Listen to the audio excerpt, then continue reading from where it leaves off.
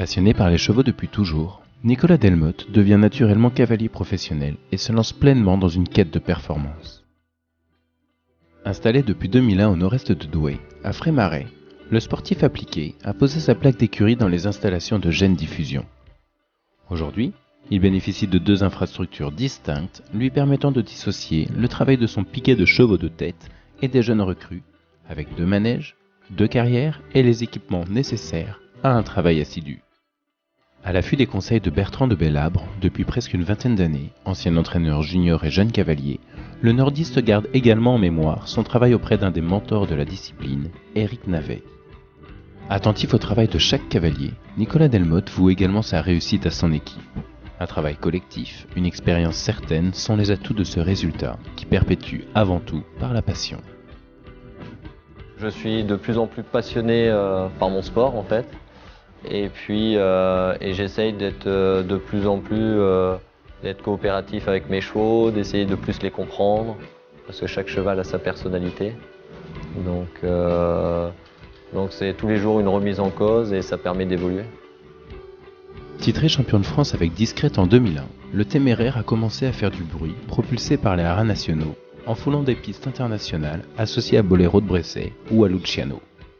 La rencontre avec la famille Huchin, propriétaire du Haras des Princes, est de manière certaine l'une des plus importantes de la carrière sportive du cavalier.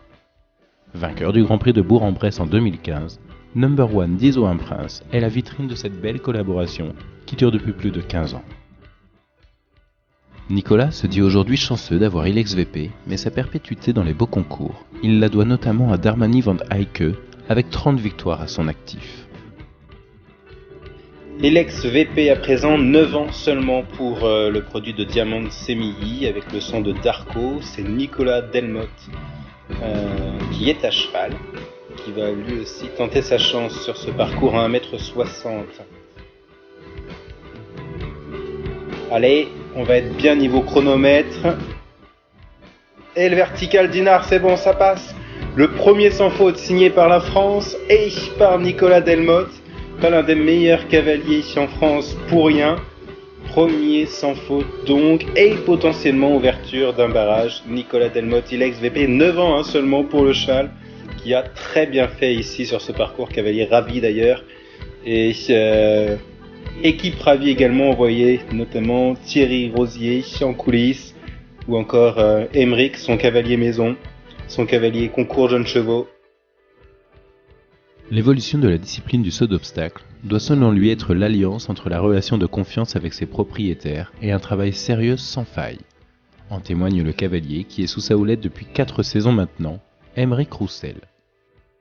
C'est quelqu'un de très simple qui se prend pas du tout la tête, qui fait des choses très simples avec ses chevaux, qui a un fonctionnement qui marche très bien et puis il se remet en question tous les jours, quoi. Il peut très bien revenir d'un concours où entre guillemets, ça n'a pas marché, c'est 4 points ou 8 points dans un Grand Prix.